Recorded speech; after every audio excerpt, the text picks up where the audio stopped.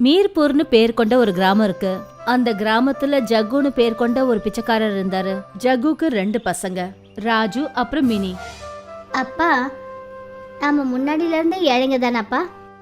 இல்லப்பா கண்ணா, முன்னாடியிலிருந்து நம்ம ஏழைங்க கிடையாது. என்னுடைய அப்பா, அதாவது உன்னுடைய தாத்தா, ஒரு செழிப்பான நபர். அவருக்கு காட்டுல ஒரு முறை பன்னீர் வீடு கிடைச்சது. அந்த வீட்டில இருந்து எவ்வளவுதான் பன்னீர் எடுத்தாலும் எங்க அப்பா அந்த மாய வீட்டிலிருந்து நிறைய பன்னீரை எடுத்து பக்கத்து கிராமங்கள் எல்லாம் வியாபாரம் பண்ணிக்கிட்டு இருந்தாரு. அந்த பன்னீர் வியாபாரம் செஞ்சு எங்க அப்பா பெரிய பணக்காரர் ஆயிட்டாரு. ஆனா ஒரு நாள் கிராமத்து தலைவர் கபீர் சிங்குக்கு அந்த மாய பன்னீர் வீடை பத்தி தெரிஞ்சு போச்சு. உபேந்தர், உனக்கு காட்டுல ஒரு மாய பன்னீர் வீடு கிடைச்சதா நான் கேள்விப்பட்டேன். ஆமாங்க தலைவரே, கிடைச்சிருக்கு. அது மூலமா தான் நான் இவ்வளவு பெரிய பணக்காரன் ஆக முடிஞ்சது. அப்புறம் சொத்து விஷயத்துல நான் உன்னை விட கொஞ்ச நாள்ல முன்னேறி போயிடுவேன். இந்த டிஸ்ட்ரிக்ட்ல இருக்கிற எல்லா டைரியிலையும் நான் தான் பன்னீர் சப்ளை பண்ணிக்கிட்டு இருக்கேன். இந்த கிராமத்தை சுத்தி இருக்கிற பொருட்கள் எல்லாத்துக்கும் மேலேயும் என்னுடைய உரிமை இருக்கு. நீ எனக்கு தெரிவிக்காம மாய பன்னீர் மூலமா நிறைய சம்பாதிச்சிருக்க. அதனால இதுக்கான தண்டனை உனக்கு நிச்சயமா கிடைக்கும். அந்த தலைவர் அப்பா கிட்ட இருந்து எல்லாத்தையும் புடுங்கிட்டாரு.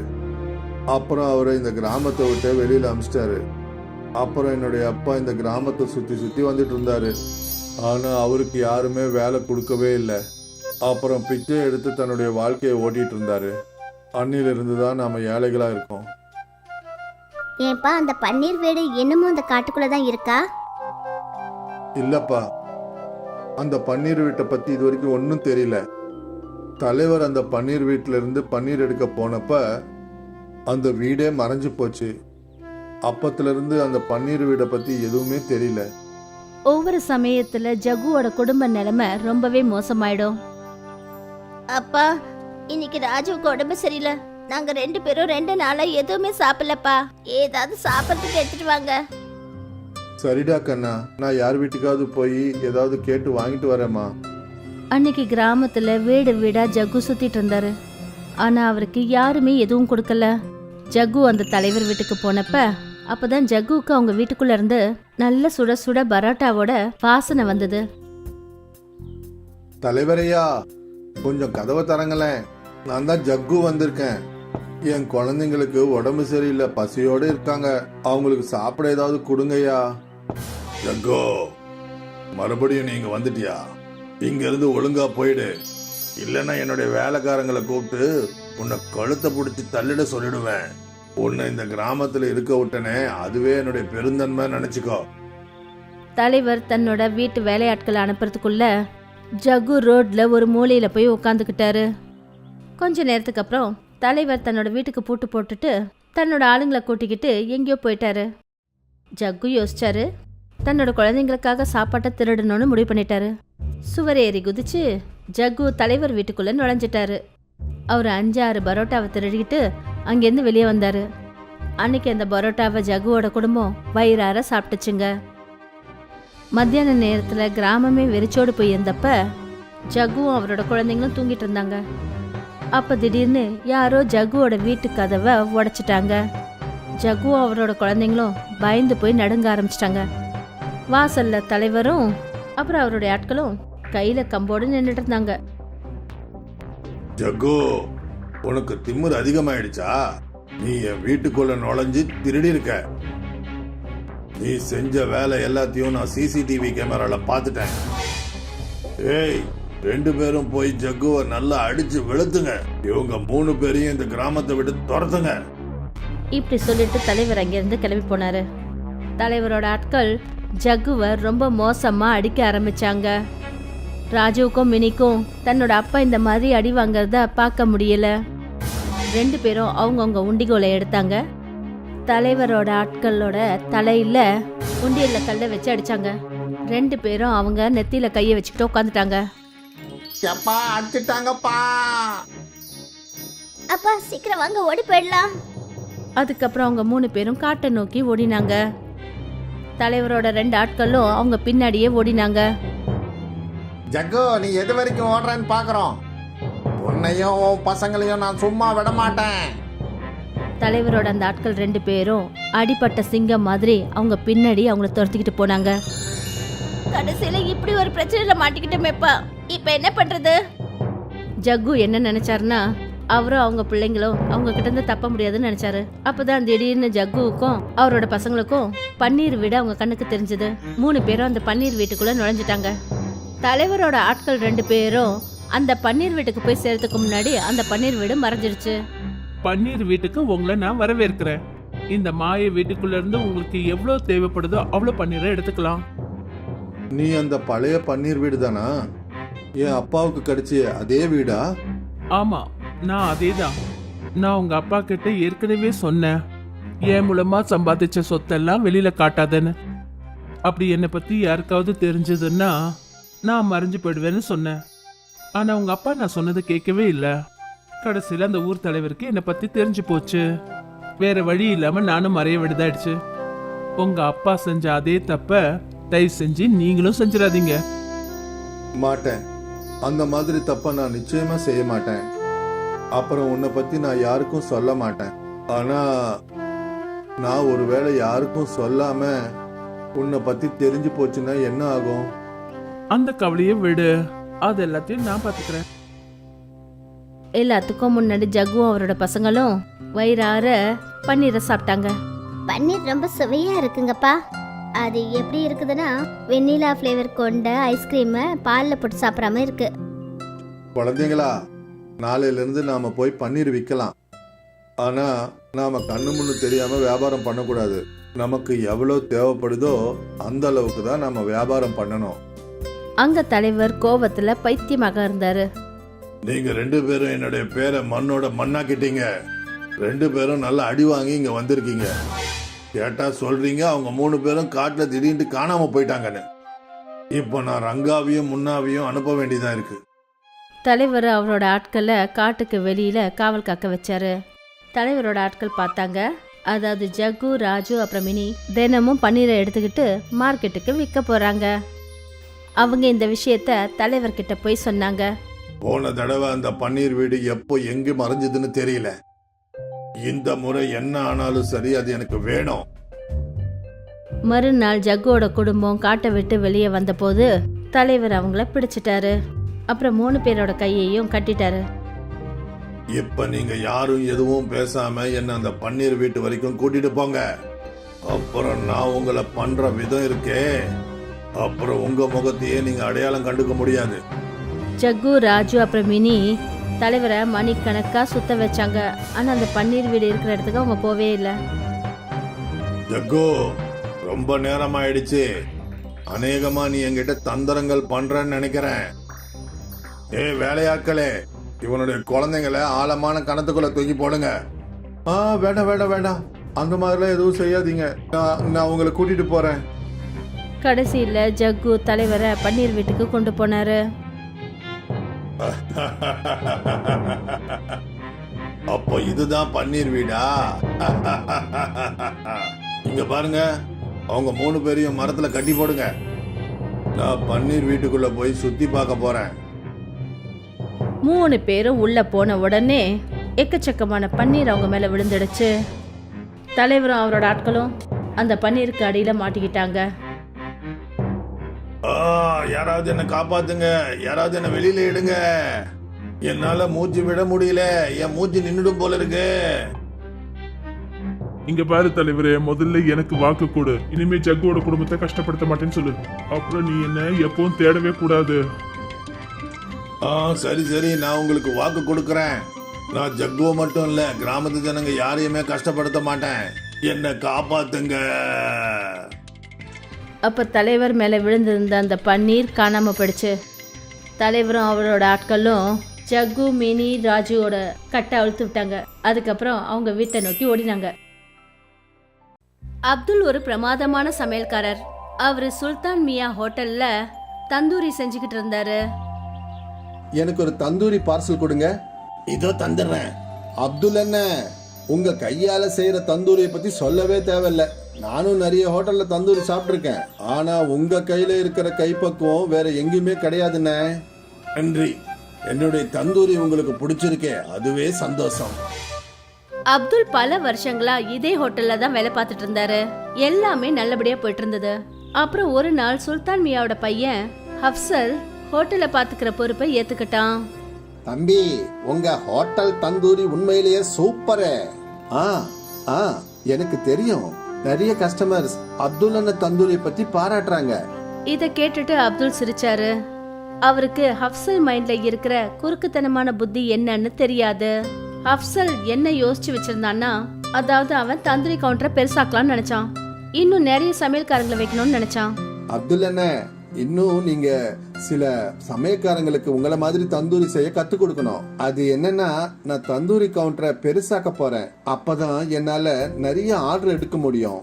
நிச்சயமா தம்பி, நான் எல்லா சமயக்காரங்களுக்கும் சொல்லி கொடுக்கறேன். இத கேட்டதும் ஹப்சல் சந்தோஷப்பட்டான். கொஞ்ச நாளைக்கு அப்புறம் தந்தூரி கவுண்டர் பெருசாச்சு. இன்னும் 2 சமையல்காரங்க அந்த கவுண்டருக்கு வந்துட்டாங்க, அல்தாஃப் அப்புறம் அர்பாஸ். இப்ப என்ன கவனமா பார்த்து கத்துக்கங்க. என்ன மாதிரியே நல்லா தந்தூரி செஞ்சீங்கன்னா கஸ்டமர்ஸ் உங்களையும் பாராட்டுவாங்க. அப்துல் அவங்க 2 பேருக்கும் தந்தூரி எப்படி செய்யறதுன்னு நல்லா கத்து கொடுத்தாரு. கொஞ்ச நாள்லயே அவங்க 2 பேரும் அப்துல் மாதிரி தந்தூரி செய்ய கத்துக்கிட்டாங்க. எனக்கு நம்பிக்கை இருக்கு, பகல்ல இந்த ஹோட்டல் 2 மடங்கும், ராத்திரியில 4 மடங்கு வியாபாரம் நடக்கும். உங்க வாக்கு நிறைவேறட்டும் அப்துல் அண்ணே. அப்துல் அவங்க 2 பேருக்கும் நல்ல மனசோட தந்தூரி செய்யறது எப்படின்னு கத்து கொடுத்தாரு. ஆனா அப்சல் ரொம்பவே தந்திரமானவன். அவன் மைண்ட்ல பணம் சம்பாதிக்கிறது மட்டும்தான் குறிக்கோளா இருந்தது. அதனால அவன் புது கோழி பண்ணக்காரர்கிட்ட ஒப்பந்தம் பண்ணிக்கிட்டான். இந்த கோழி பண்ணக்காரன் அப்சலுக்கு செத்து போன கோழிங்களை குறைஞ்ச விலைக்கு விற்க ஆரம்பிச்சான். அதனால அப்சலோட லாபம் அதிகமாச்சு. தந்தூரி கவுண்டர் பெருசா இருந்ததுனால கஸ்டமர்ஸும் அதிகமாயிட்டாங்க. எல்லாமே நல்லபடியா தான் போயிட்டு இருந்தது. ஆனா ஒரு நாள் அப்துல் அன்னைக்கு அந்த ஹோட்டல்ல ராத்திரி பகல்னு பார்க்காம இருந்தாரு. அப்பதான் அந்த ஹோட்டலோட முதலாளி சுல்தான் அங்க வந்தாரு. கண்ணா அப்சல், ஹோட்டல் எப்படிப்பா போயிட்டு இருக்கு? நல்லா போகுதுப்பா. அது சரி, நம்ம கோழி வாங்குற பண்ணைய மாத்திட்டேன்னு கேள்விப்பட்டேன்.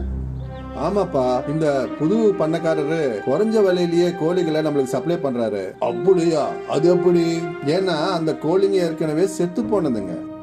அரே அல்லா, ஏன்பா இந்த மாதிரி அநியாயத்தை செய்யற? இது பாவம்பா. இந்த பாவத்தை செய்யாத. நாம கொடுக்கற தந்தூரி சாப்பிட்டு யாருக்காவது உடம்பு சரியில்லாம போச்சுன்னா அப்புறம் அந்த அல்லாஹ் நம்மள மன்னிக்கவே மாட்டாரு கண்ணா. அப்படியெல்லாம் எதுவும் நடக்காதுப்பா. எல்லா ஹோட்டல்காரங்களும் இப்படிதான் செய்யறானுங்க. என் ஃப்ரெண்ட்ஸ் ஹோட்டல் எல்லாம் இப்படிதான் நடக்குது. இது வரைக்கும் எந்த நோயும் வந்ததில்லை, இனிமேலும் வராது. உனக்கு அறிகுறி சொல்ல வேண்டியது என்னுடைய கடமை. அதுக்கப்புறம் உன்னோட விருப்பம். இனிமே இந்த ஹோட்டல் உன்னுடையது. நீ தான் இதுக்கு முதலாளி. நல்லதோ கெட்டதோ அது எல்லாம் உன் கையில தான் இருக்கு, சரியா? சுல்தான் சார் அங்கேருந்து கிளம்பி போனாரு. அவங்க பேசினது எல்லாத்தையும் அப்துல் கேட்டுட்டாரு. கொஞ்ச நேரம் பொறுத்து அவரும் அவங்க வீட்டுக்கு போயிட்டாரு. ராத்திரி முழுக்க அப்துல் இதே விஷயத்த பத்தி யோசிச்சுட்டு இருந்தாரு. ஜனங்க உயிரோட விளையாடுற இடத்துல நான் இனிமே வேலை செய்ய மாட்டேன். இது ரொம்பவே பாவம். ஆனா முதலாளி பையன் நான் சொல்றத கேட்க மாட்டாரு. பேசாம இந்த வேலையை விட்டுடலான்னு எனக்கு தோணுது. இப்ப அப்துல் என்ன யோசிச்சாருன்னா, சுல்தான் ஹோட்டல்ல சமைக்கிற வேலையை விட்டுடலான்னு யோசிச்சாரு. மறுநாள் காலையில அவரு ஹோட்டலுக்கு போனாரு. நேத்துக்கு நீங்க பேசுனதை நான் கேட்டுட்டேன். இனிமே இங்க வேலை செய்யறதுக்கு என் மனசாட்சி உறுத்துது. நான் இந்த ஹோட்டலை விட்டு போறதா முடிவு பண்ணிட்டேன். நல்லது. நீ என்ன நினைச்ச? நீ போயிட்டேன்னா இந்த ஹோட்டலை மூடிடுவேன்னு நினைச்சியா? அதான் இல்ல. ஆனா இதுக்கு மேல உனக்கு எந்த ஹோட்டல்லையும் வேலை கிடைக்காது. அது உறுதி அப்துல்லண்ணே. அத நான் ஏத்துக்கிறேன். வேலை இல்லாம நான் இருந்துருவேன். இந்த மாதிரி ஏமாத்தி சம்பாதிக்க நான் விரும்பல. அப்துல் இப்படி சொல்லிட்டு அங்கிருந்து போயிட்டாரு. அவரு நிறைய ஹோட்டல்ல வேலை தேடி அலைஞ்சாரு. ஆனா அவருக்கு வேலை எங்கேயும் கிடைக்கல. ரொம்ப நொந்து போய் ஒரு நாள் அவரு தன்னோட நண்பன் முஸ்தபா சைக்கிள் கடையில உட்கார்ந்துருந்தாரு. என்னப்பா ஆச்சு? இன்னைக்கு வேலை கிடைக்கலையா? இல்ல நண்பா, என்ன பண்றதுன்னு எனக்கு தெரியல. தந்தூரி பண்ற வேலையை தவிர வேற எந்த வேலையும் எனக்கு தெரியாது. வேற வேலை செய்ய சொல்லி உன்னை யார் சொன்னது? நான் என்ன சொல்ல வரேன்னா, நீயே சொந்தமா ஒரு தந்தூரி கவுண்டரை ஓபன் பண்ணா என்ன? அவ்வளவு பணம் என்கிட்ட இல்ல. தந்தூரி ரொம்ப விலை அதிகம். அது மட்டும் இல்லாம ஹோட்டல் வேணும் இல்ல, அதுக்கு வாடகை, இதுக்கெல்லாம் நான் எங்க போறது? உன்னுடைய எல்லா கேள்விக்கும் ஒரே ஒரு பதில் தான். கொஞ்ச நேரம் வெயிட் பண்ணு. முஸ்தபா 2 பழைய சைக்கிள் ரிம் எடுத்துட்டு வந்தாரு. அப்புறம் அதுல ஹோல்ஸ போட்டு ஒரு கம்பியை போட்டாரு. இந்தா ரெடி ஆயிடுச்சு. என்ன இது? புரிய வைக்கிறேன். முஸ்தபா கிட்ட ஒரு தள்ளி வண்டி இருந்தது. முஸ்தபா அந்த கைவண்டிக்கு மேல இருந்த மரத்தை உடைச்சு எடுத்தாரு. அப்புறம் இந்த தந்தூரை அந்த கைவண்டியில ஃபிக்ஸ் பண்ணாரு. இப்போ இதுக்கு கீழே அடுப்பு கறிய பத்த வை. அப்புறம் இத சுத்தி சுத்தி தந்தூரி பண்ண. அடேங்கப்பா, இது ரொம்ப நல்லா இருக்கே. இதை எப்படி யோசிச்ச? உனக்கு உதவி செய்யணும்னு நினைச்சேன், அதான் யோசனை தானா வந்துருச்சு. நன்றி நன்றி நண்பா. மறுநாள்ல இருந்து முஸ்தபா அந்த கைவண்டியில தந்தூரி விற்க ஆரம்பிச்சாரு. தந்தூரி செய்யறதுல முஸ்தபா கை தேர்ந்த ஆளு. ஆனா அவர்கிட்ட ஹோட்டல் இல்ல, அதனால அவரோட தந்தூரி விலையும் ரொம்ப குறைவா தான் இருந்தது. முஸ்தபாவோட தள்ளுவண்டி தந்தூரி கடையில கஸ்டமர்ஸ் கூட்டம் எப்பவுமே இருந்துகிட்டே இருந்தது. அதே சுல்தான் ஹோட்டல்ல ஃபுட் ஆபீசர்ஸ் வந்து செக் பண்ணாங்க. அப்புறம் செத்து போன கோழியை சமைச்சு விற்கிறதுனால அவங்களோட ஹோட்டலுக்கு சீல் வச்சுட்டாங்க. அந்த குற்றத்துக்காக அப்சலுக்கு சிறை தண்டனை கொடுத்தாங்க. ஒருவேளை இதுதான் இயற்கையோட நியாயம் போல இருக்கு. நல்லவங்களுக்கு எப்பவும் நல்லதுதான் நடக்கும், அப்புறம் கெட்டவங்களுக்கு கெட்டதுதான் நடக்கும். இதுக்கு தான் சொல்லுவாங்க, நல்லதை மட்டும் செய், நல்லதே நடக்கும். அப்துல் ஒரு பிரமாதமான சமையல்காரர். அவரு சுல்தான் மியா ஹோட்டல்ல தந்தூரி செஞ்சுக்கிட்டு இருந்தாரு. எனக்கு ஒரு தந்தூரி பார்சல் கொடுங்க. இதோ தந்துடுறேன். அப்துல் என்ன, உங்க கையால செய்யற தந்தூரியை பத்தி சொல்லவே தேவையில்ல. நானும் நிறைய ஹோட்டல்ல தந்தூரி சாப்பிட்டிருக்கேன், ஆனா உங்க கையில இருக்கிற கைப்பக்குவம் வேற எங்கேயுமே கிடையாதுண்ணே. நன்றி. என்னுடைய தந்தூரி உங்களுக்கு பிடிச்சிருக்கே, அதுவே சந்தோஷம். அப்துல் பல வருஷங்களா இதே ஹோட்டல்ல தான் வேலை பார்த்துட்டு இருந்தாரு. எல்லாமே நல்லபடியா போயிட்டு இருந்தது.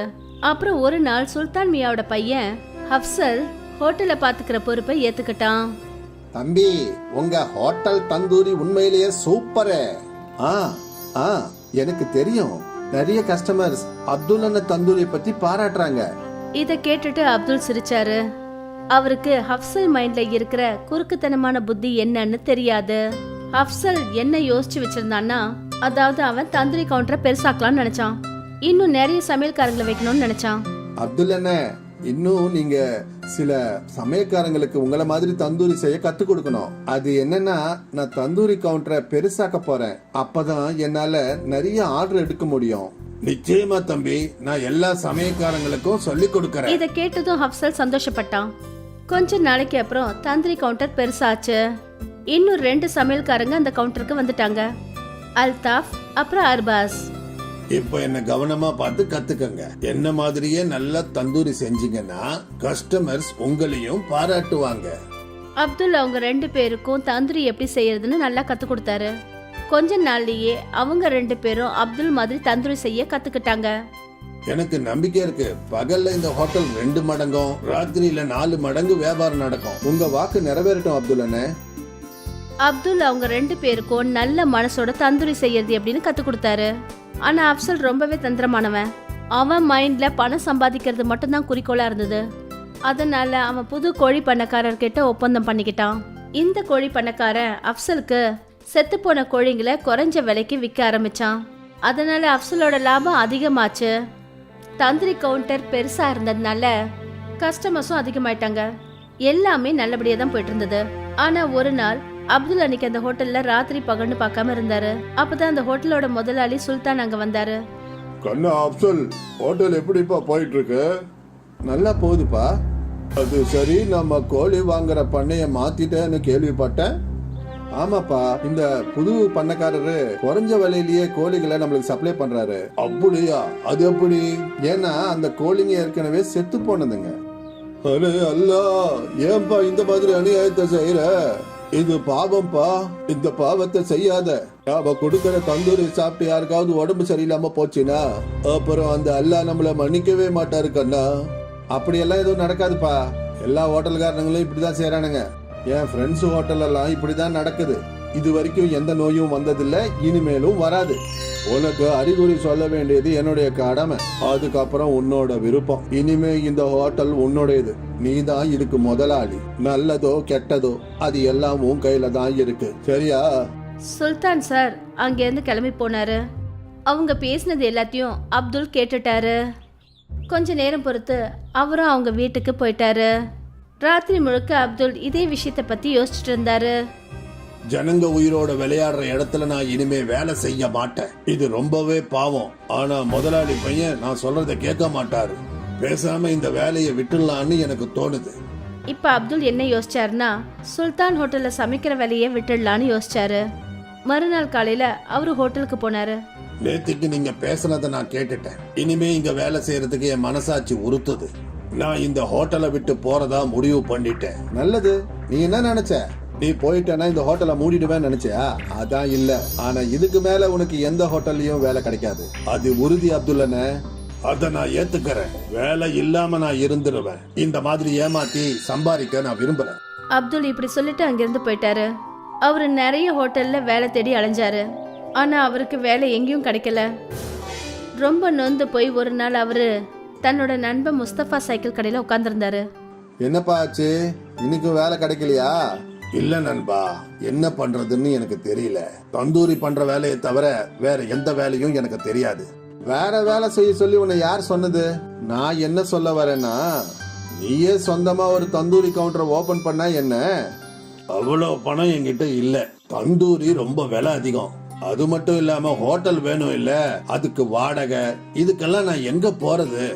உன்னுடைய எல்லா கேள்விக்கும் ஒரே ஒரு பதில் தான். கொஞ்ச நேரம் வெயிட் பண்ணு. முஸ்தபா 2 பழைய சைக்கிள் ரிம் எடுத்துட்டு வந்தாரு. அப்புறம் அதுல ஹோல்ஸ போட்டு ஒரு கம்பியை போட்டாரு. இந்தா ரெடி ஆயிடுச்சு. என்ன இது? புரிய வைக்கிறேன். முஸ்தபா கிட்ட ஒரு தள்ளி வண்டி இருந்தது.